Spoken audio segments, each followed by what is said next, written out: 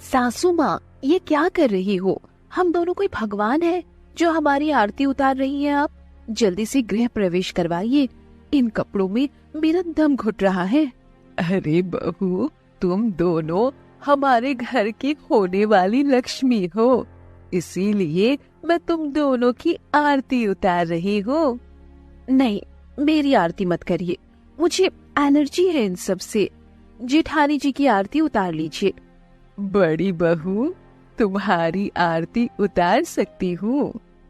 अरे सासू माँ, ईमा कोनो पूछने वाली बात है क्या? जितनी भी परंपराएं हैं उन सभी परंपराओं का हम पालन करबे। राधिका और ममता एक साथ ब्याह कर अपने ससुराल पहुंची थी। राधिका पुरानी परंपराओं को मानने वाली गांव की सीधी साधी लड़की थी, जबकि छोटी बहू ममता मॉडर्न जमाने की लड़की थी। गृह प्रवेश का वक्त था, पूरा गांव वहां पर इकट्ठा था। उसके सास ससुर दोनों पति अजय और विजय भी वहां पर मौजूद थे। आरती होने के बाद, अब तुम दोनों इस थाल में हाथ रखो और अपने हाथों के निशान दीवारों पर लगा दो।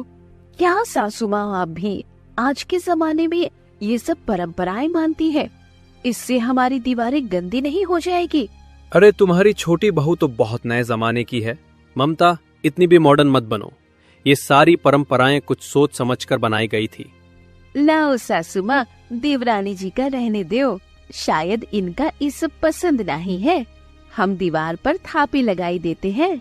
उसकी जेठानी ने हल्दी में हाथ डुबाया और दीवारों पर निशान बना दिया। वहीं ममता सेल्फी लेने लगी। क्या बात है जेठानी जी, आपने तो सारे फिंगरप्रिंट्स छाप दिए दीवारों पर। आज से ये घर आपका। इधर देखिए, सेल्फी लेती हूँ। अब तुम ये सब क्या कर रही हो? परंपरा करने में तुम्हें तुम्हारी नानी याद आ रही है और सेल्फी लेने में तुम्हें बड़ी मजा आ रही है। अरे बेटा, अभी से लड़ाई झगड़ा मत करो। अच्छे से गृह प्रवेश हो जाने दो। कौशल्या, आगे की रस्में बताओ इन दोनों को। बहुओं, अब तुम दोनों इस कलश में पैर मारकर घर के अंदर प्रवेश करो। इस कलश में तो चावल और ढेर सारे अनाज भरे हुए हैं। हम लोग इसमें लात मारेंगे तो पूरे घर में फैल जाएंगे। फिर आप ही मुझसे बोलेंगी कि बहू झाड़ू लगा दो। पूरे भारत में स्वच्छता अभियान चल रहा है और आप यहाँ गंदगी फैला रही हो। अरे कौशल्या, अपनी बहू को पहले ही समझा देती इस परंपरा के बारे में। कम से कम ये नौटंकी तो नहीं देखनी पड़ती। अरे देवरानी जी, बस धीरे से पैर मारे का है। ये इस चीज का प्रतीक है कि हम दोनों पहली बार इस घर में प्रवेश कर रहे हैं। ईमा, बहुत फायदे भी जुड़े हुए हैं, तुम काहे नहीं समझती? ठीक है भाभी, आप कलश पे पैर मारकर प्रवेश करो, मैं दूसरे तरीके से प्रवेश करूंगी। सासू माँ, पहले भाभी का गृह प्रवेश करवा लीजिए, उसके बाद मेरा गृह प्रवेश मेरे ऊपर फूलों की वर्षा करके होगा। ये मैंने नया तरीका बनाया है। जब किसी बड़े इंसान की एंट्री होती है तो फूलों से उसका स्वागत किया जाता है। ऐसे ही आप लोग मेरा स्वागत करो। ये सब क्या बोल रही हो तुम? पागल हो गई हो क्या? अरे रहने दे बेटा, बहू जैसे चाहती है हम वैसे ही उसका गृह प्रवेश कर देते हैं। मैं फूल लेकर आती हूँ। बड़ी बहू, तुम तब तक लोटे में पैर मारकर घर के अंदर आ जाओ। ठीक है सासू माँ। खैर, उसकी जेठानी ने कलश में पैर मारा और घर के अंदर प्रवेश किया। उसके बाद उसकी सास ढेर सारे फूल लेकर आई और गांव वालों को देने लगी। आप सब लोग मेरी छोटी बहू के ऊपर पुष्प वर्षा करना, ताकि मेरी छोटी बहू भी घर के अंदर प्रवेश कर सके। क्या क्या नौटंकी करनी पड़ रही है, जैसे कहे कि महारानी हो। ये तो गृह प्रवेश के नए नए तरीके निकाल रही है। कभी सेल्फी लेने लगती है तो कभी फूलों की वर्षा कराने लगती है। आगे न जाने क्या क्या करवाएगी अपने सास से। खैर, सारे गांव वाले ममता के ऊपर फूलों की वर्षा करने लगे और वो मोबाइल से वीडियो रिकॉर्ड करते हुए घर के अंदर प्रवेश करने लगी। अरे वाह, कितना मजा आ रहा है। आज लग रहा है जैसे कि मैं कहीं की राजकुमारी हूँ। तो इस तरह दोनों बहुएं घर के अंदर आ गई और बाकी गांव वाले अपने अपने घर चले गए। इसके बाद सासू माँ, अब मुझे कमरा बता दीजिए, मैं जाकर चेंज कर लेती हूँ। अरे बहू रुक जाओ, अभी 2-3 रस्में और बाकी है। अरे यार, ये सब क्या नौटंकी है। पहले घर के अंदर तक आने के लिए 3 परीक्षाएं देनी पड़ी, अब लगता है कमरे के अंदर तक जाने के लिए 2-3 और परीक्षाएं देनी पड़ेंगी। बहू, तुम गलत समझ रही हो। ये कोई परीक्षाएं नहीं हैं, बल्कि ये तो तुम दोनों का स्वागत किया जा रहा है। सासू माँ, देवरानी जी शहर की रहने वाली है ना, यही खातिर लगता है कि बोर हुई रही है। हमका तो बड़ा मजा आई रही है। उसके बाद उसकी सास किचन में गई और बड़े से 2 तांबे के बर्तन में ढेर सारा दूध भरकर ले आई। उस दूध में उसने ढेर सारी गुलाब की पंखुड़ियां डाल दी और एक अंगूठी भी डाल दी। अरे ये क्या है सासू माँ, अब इतना सारा दूध पीना पड़ेगा क्या हम दोनों को? अरे नहीं नहीं, ये दूध पीना नहीं है। अजय, विजय, तुम दोनों अपनी अंगूठियां अपने अपने बर्तन में डाल दो। तुम दोनों को तो इस रस्म के बारे में पता ही है। हाँ माँ, हमें अच्छी तरह पता है। दोनों पतियों ने अपनी अपनी अंगूठी निकालकर अपने अपने बर्तन में डाल दी। बड़ी बहू को तो मुझे लगता है कि इस रस्म के बारे में पता होगा। छोटी बहू, तुम्हें बता देती हूँ। तुम और तुम्हारा पति दोनों मिलकर इस बर्तन में हाथ डालेंगे और जिसने पहले अंगूठी ढूंढ ली उसी का राज चलेगा। ये क्या बात हुई? राज तो वैसे भी मेरा ही चलेगा। इतना सारा दूध बर्बाद करने की क्या जरूरत है? ममता, तुम हर परंपरा के बीच में टोंक रही हो। ये सब अच्छी बात नहीं है। अरे बेटा, प्यार से बात करो, अभी से डांटने की जरूरत नहीं है। अरे ससुर जी, आप इन्हें मत समझाइए। ठीक है, जेठानी जी को अगर ये रस्म करनी है तो कीजिए, मैं इसकी जगह दूसरी रस्म करूंगी। विजय, हम लोग लूडो खेलते हैं, जो भी जीतेगा उसी का राज चलेगा। अरे देवरानी जी, ये कहाँ बोल रही हो? कोनो लूडो खेल के भी रस्म करता है का? ठीक है, अगर ये सही नहीं लग रहा तो मैं और विजय छुपन छुपाई खेलते हैं। मैं जाकर छुप जाती हूँ। अगर विजय ने मुझे 2 मिनट में ढूंढ लिया तो विजय का राज चलेगा, वरना फिर मेरा। बहू, ये क्या बचपना है। सासू माँ, ये रस्म भाभी से करवाइए, मैं नहीं करने वाली। मैं जा रही हूँ छिपने। इतना बोलकर ममता वहाँ से तुरंत भाग गई और कहीं जाकर छुप गई। इधर राधिका और उसके पति अजय ने अंगूठी ढूंढने वाली रस्म निभानी शुरू की, जिसमें राधिका ने अंगूठी ढूंढ ली। क्या बात है बड़ी बहू, अब तो तुम्हारा ही राज चलेगा अपने पति के ऊपर। पिताजी, ये कैसी बात कर रहे हो आप? आपने ही बताया था ना कि यही रस्म जब आपके और माँ के बीच हुई थी तो ये रस्म आप जीते थे, लेकिन मैंने कभी नहीं देखा कि आपका राज चल रहा है माँ के ऊपर। अरे विजय, तू जल्दी से अपनी बीवी को ढूंढ जाकर आगे की रस्म भी करनी है। विजय तुरंत भागकर सबसे पहले अपने कमरे में गया, लेकिन वहाँ ममता उसे नहीं मिली। फिर वो भागकर छत पर गया, लेकिन छत पर भी वो नहीं थी। विजय भागकर नीचे आया, हर जगह ममता को ढूंढने लगा, पर वो कहीं नहीं मिली। 2 मिनट के बाद ममता अपने कमरे से खुद ब खुद बाहर आ गई। मैं जीत गई, मैं जीत गई। सासू माँ, ससुर जी, मैं जीत गई। वैसे भाभी, आप इस रस्म में जीती या जेठ जी जीत गए? अरे नहीं ममता, जैसे तुम जीती हो वैसे हम हो जीत गए। लेकिन ममता, मैं तो कमरे में गया था, तुम तो वहाँ मुझे कहीं मिली नहीं। कहाँ चली गई थी तुम? अरे मैं खिड़की के रास्ते घर से बाहर निकल गई थी। अब तो मुझे पक्का यकीन हो गया है कि इस घर में हमारी दोनों बहुओं का ही राज चलेगा। चलो अब जल्दी से आगे की रस्म निभाओ।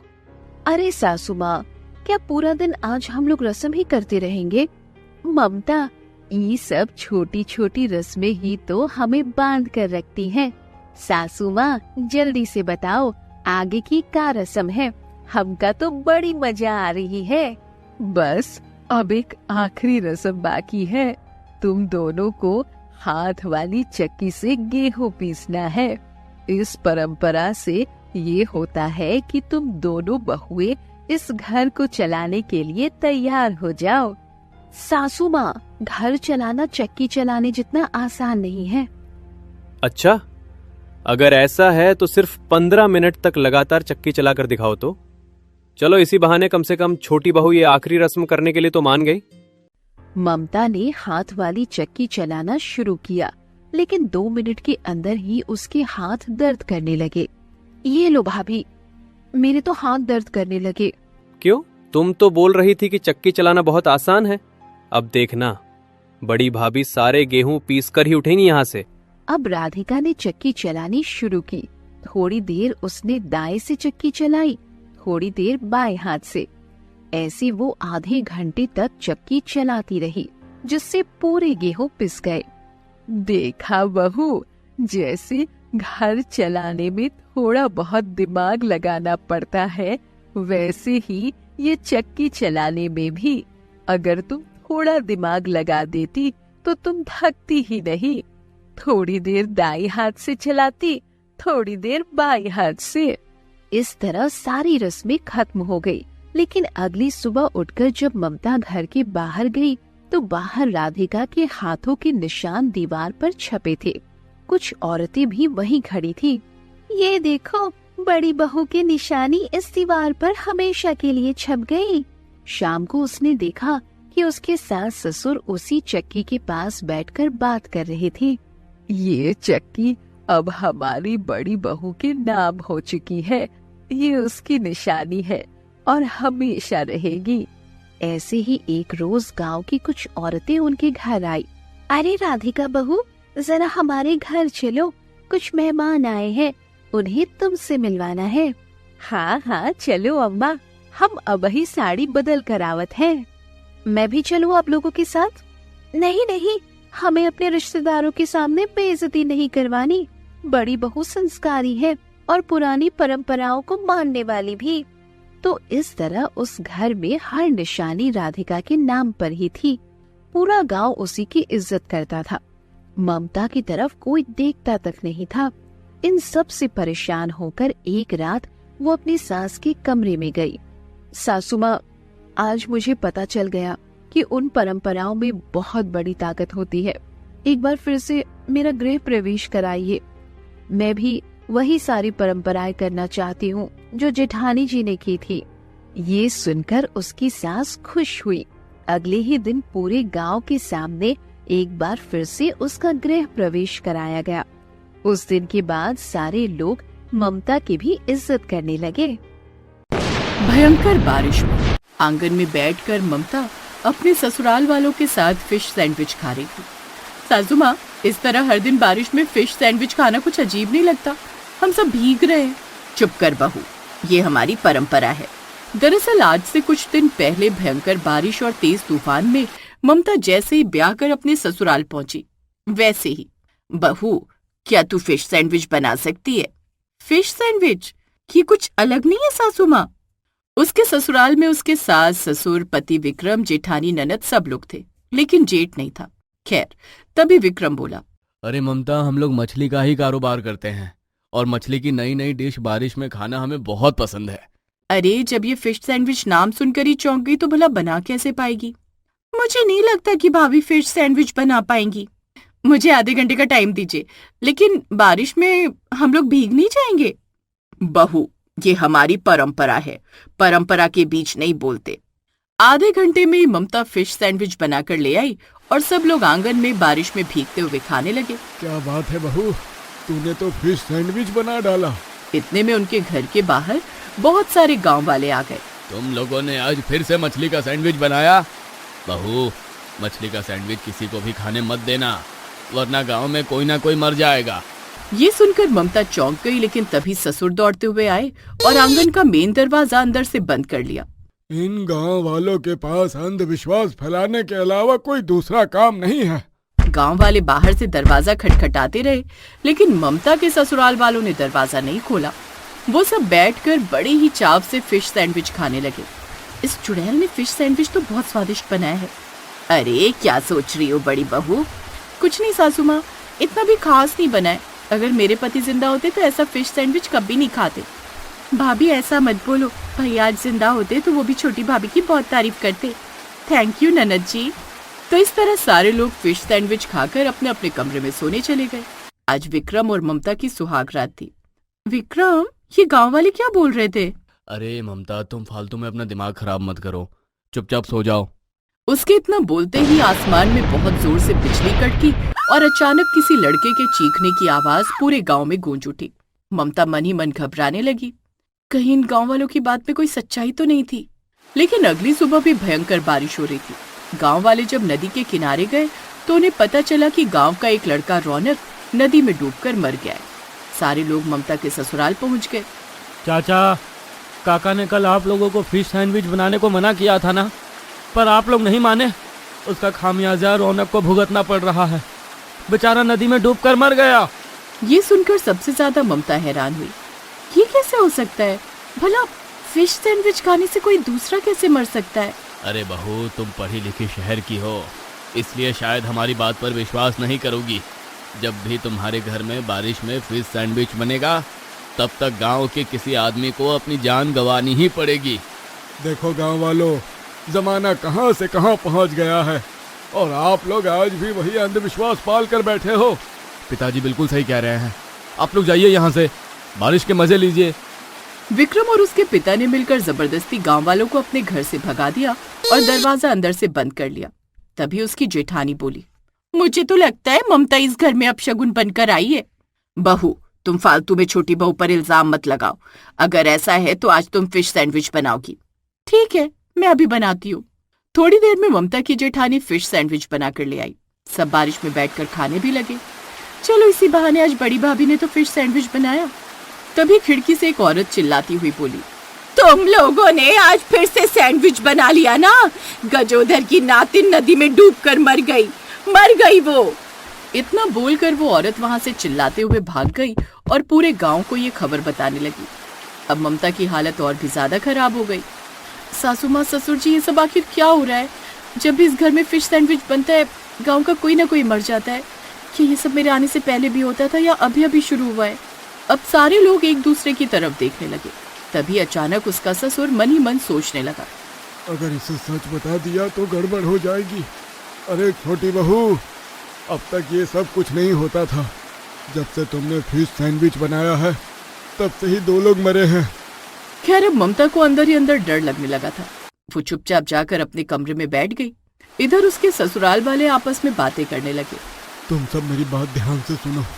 ममता बहू को इस घर की 4 दीवारी से बाहर मत निकलने देना, क्योंकि मुझे पता है यह गांव वालों से सच्चाई का पता लगाने जरूर जाएगी। ठीक है पिताजी। लेकिन दूर से ममता ने उनकी बातें सुन ली।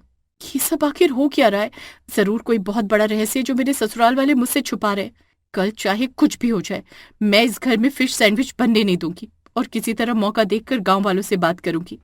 अगले दिन उसके ससुराल वाले फिर से फिश सैंडविच बनाने की जिद करने लगे, लेकिन ममता ने घर की सारी मछलियां पहले ही बाहर फेंक दी थी। अरे बहू, हम बारिश में जब तक फिश सैंडविच नहीं खा लेते हमें चैन नहीं मिलता। सासू माँ, घर में एक भी मछली नहीं है। अरे हमारे घर में मछलियों की कभी कमी नहीं पड़ती। सारी मछलियां अचानक कहाँ चली गईं? मैं जाकर देखता हूँ। विक्रम ने पूरा घर छान मारा पर उसे एक भी मछली नहीं मिली। इसलिए उस दिन उस घर में फिश सैंडविच नहीं बनी। रात में ममता एक बार फिर से मन ही मन सोचने लगी, आज किसी के भी मरने की खबर नहीं आई। क्या सच में ये अंधविश्वास है या फिर इसके पीछे कोई गहरी साजिश है? मुझे एक बार गांव वालों से बात करनी ही होगी। अगले दिन दोपहर में ममता चुपचाप घर से निकलने लगी। तभी उसके ससुराल वालों ने उसे रोक लिया। बहू, तू इस घर की 4 दीवारी से कभी बाहर नहीं निकलेगी। विक्रम इसे लेकर अंदर जा और उसके बाद तू कहीं से भी मछली लेकर आ। आज तो इस घर में फिश सैंडविच बनेगा ही। तो इस तरह ममता को उन लोगों ने बाहर नहीं जाने दिया। विक्रम जब नदी के किनारे मछली पकड़ने गया तो उस वक्त भी भयंकर बारिश हो रही थी। आसमान में बादल काले थे। तभी नदी के दूसरी तरफ एक पीपल के पेड़ के नीचे एक बहुत बूढ़ी औरत कंबल ओढ़कर बैठी थी। उस औरत ने घूरकर विक्रम की तरफ देखा। ये लोग नहीं मानने वाले, आज फिर कोई मरेगा। खैर, विक्रम मछली पकड़कर ले गया। ममता ने फिर से मछली का सैंडविच बनाया और थोड़ी ही देर बाद फिर से खबर मिली कि गांव का एक आदमी नदी में डूबकर मर गया। अब ममता की हालत खराब होती जा रही थी। आधी रात को भयंकर बारिश में ममता चुपके से उठी। सारे लोग सो रहे हैं, मुझे इस रहस्य से पर्दा उठाने के लिए घर से बाहर जाना ही होगा। ममता चुपके से खिड़की के रास्ते घर के बाहर निकल गई। अभी भी बारिश हो रही थी। वो किसी तरह गांव के काका के घर पहुंच गई। काका, मेरे ससुराल वाले मुझे घर से बाहर नहीं निकलने देते, इसलिए मैं किसी तरह सबसे छुपते छुपाते आई हूँ। मुझे बताइए, क्या मेरे आने से पहले भी ये सब होता था, और ये सब आखिर हो क्या रहा है? बहू, तुम्हारे ससुराल में जब भी बारिश में मछली का पकवान बनाया जाता है, तब तक गांव में कोई आदमी मर जाता है। इसके पीछे का कारण तो हम में से आज तक किसी को पता नहीं चला। शायद उस नदी के किनारे जाकर ही तुम्हें कुछ पता चल सकता है, जहां से तुम्हारे ससुराल वाले मछली पकड़कर बाजार में बेचते हैं। ममता उसी वक्त नदी के किनारे पहुंच गई तो देखा पीपल के पेड़ के नीचे वही बूढ़ी औरत बैठी हुई थी। ममता उस औरत के पास पहुंच गई। मुझे पता है तुम यहाँ क्या जानने आई हो बेटी, मैं तुम्हें सब बताती हूँ, क्योंकि तुम मुझे सच्ची दिखती हो। आज से 20 साल पहले मैं और मेरे पति भी इसी नदी से मछली पकड़कर बेचा करते थे और अपनी जिंदगी काटते थे। तुम्हारे ससुराल वाले मछली के बहुत बड़े व्यापारी थे। वो नहीं चाहते थे कि गांव का कोई दूसरा आदमी इस नदी से मछली पकड़कर बेचे, इसलिए उन्होंने मेरे पति को ही इस नदी में डुबोकर मार डाला था। मैं एक बंगालन हूँ, मुझे सारी तंत्र विद्याएं आती हैं, इसलिए जब तुम्हारे जेठ की शादी हुई तब तुम्हारी जेठानी ने पहली बार फिश सैंडविच बनाया। इधर मैंने तंत्र विद्या करना शुरू की। जैसे ही तुम्हारे ससुराल वालों ने फिश सैंडविच खाया, उसी रात मेरी तांत्रिक शक्तियों से तुम्हारा जेठ खुद नींद में चलते हुए नदी में आया और डूबकर मर गया। अच्छा, तो इस तरह से मेरे जेठ जी ये दुनिया छोड़कर गए थे? हाँ, लेकिन उसके बाद जब भी मेरे ससुराल में फिश सैंडविच बनता है तो मेरे ससुराल में कोई नहीं मरता, बल्कि गांव का कोई मर जाता है। आखिर गांव वालों ने तुम्हारा क्या बिगाड़ा है? तुम्हें बदला सिर्फ मेरे ससुराल वालों से लेना चाहिए था। तुम्हारे ससुराल वालों को मेरी तंत्र विद्या के बारे में पता चल गया था, इसलिए तुम्हारे जेठ की मृत्यु के बाद वो लोग किसी तांत्रिक बाबा से मिले और उन्हें सारी बात बता दी। चिंता मत करो, मैं अपनी तंत्र विद्या से तुम्हारे घर को चारों तरफ से ऊर्जाओं से बांध दूंगा। फिर कोई भी नकारात्मक शक्ति तुम्हारे परिवार पर असर नहीं करेगी। आपका बहुत बहुत धन्यवाद बाबा, क्योंकि हम बिना मछली खाए जिंदा ही नहीं रह सकते। उस दिन के बाद हर बारिश में तुम्हारे घर में फिश सैंडविच बनाया जाता है। मैं तुम्हारे ससुराल वालों को मारना चाहती थी, पर मेरी शक्तियां उन पर असर ही नहीं कर रही थी, इसलिए मैंने गांव वालों को ही मारना शुरू कर दिया। ममता उससे बातें करने के बाद चुपचाप अपने घर वापस आ गई। अगले दिन उसने अकेले ही मछली का सैंडविच बनाया और रात में लाकर उस बूढ़ी औरत को खिलाया। क्या बात है बेटी, तुम्हारे हाथों में तो जादू है। तुमने मेरे बारे में इतना सोचा, इसलिए आज मैं किसी को नहीं मारूंगी। वो बड़ी ही चाव से फिश सैंडविच खाने लगी, लेकिन इतने में वहां पर ममता के ससुराल वालों सहित पूरा गांव इकट्ठा हो गया। आसमान में बिजली कड़क रही थी, बारिश भी भयंकर हो रही थी। कौशल्या जी, हमें माफ कर दीजिए। कल हमारी बहू ममता ने हमें सब कुछ बता दिया। इसने हमें अपनी गलती का एहसास कराया। लालच के चक्कर में हमने तुम्हारे पति के साथ बहुत गलत किया था। हमारी वजह से हर रोज गांव वालों की जान लेना बंद कर दो। हम तुमसे माफी मांगते हैं। इतने में वहां पर कौशल्या के पति की आत्मा प्रकट हो गई। कौशल्या, ये लोग सही कह रहे हैं। इन लोगों के कर्मों की सजा गांव वालों को देना बंद कर दो। इन्हें अपनी गलती का एहसास हो गया है, इसलिए अब इन्हें छोड़ दो। मैं इन लोगों को माफ नहीं कर सकती, लेकिन अब मैं गांव वालों की जान नहीं लूंगी, वो भी सिर्फ ममता की वजह से। जब ममता लोगों की जान बचाने के लिए इतना सब कुछ कर सकती है, पूरी सच्चाई का पता लगा सकती है, तो मैं भला क्यों नहीं। लेकिन आज के बाद किसी के साथ भी लालच के चक्कर में ऐसा मत करना। हम दिल से क्षमा प्रार्थी है कौशल्या जी। आज के बाद हम ऐसा कभी कुछ नहीं करेंगे। आज के बाद कोई भी मछुआरा इस नदी से मछली पकड़ सकता है। मैं सिर्फ अपनी कहानी आप लोगों को बताने के लिए जिंदा थी। अब मैं भी ये दुनिया छोड़कर जा रही हूँ। तो इस तरह फिश सैंडविच खाते खाते कौशल्या ने भी वहीं पर अपने प्राण त्याग दिए और अपने पति की आत्मा के साथ उसकी आत्मा भी मुक्त हो गई।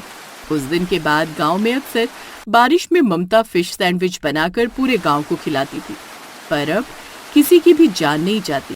प्यारे दोस्तों, आज की हमारी स्टोरी आप लोगों को कैसी लगी? अपना नाम कमेंट में लिखकर हमें जरूर बताएं। जिन लोगों ने चैनल सब्सक्राइब करके बेल आइकन प्रेस किए हैं और कमेंट में अपने नाम लिखे हैं, हमारे अगले वीडियो में उन्हीं के नाम चुने जाएंगे। तो दोस्तों, जल्दी से कमेंट में अपना नाम लिखिए।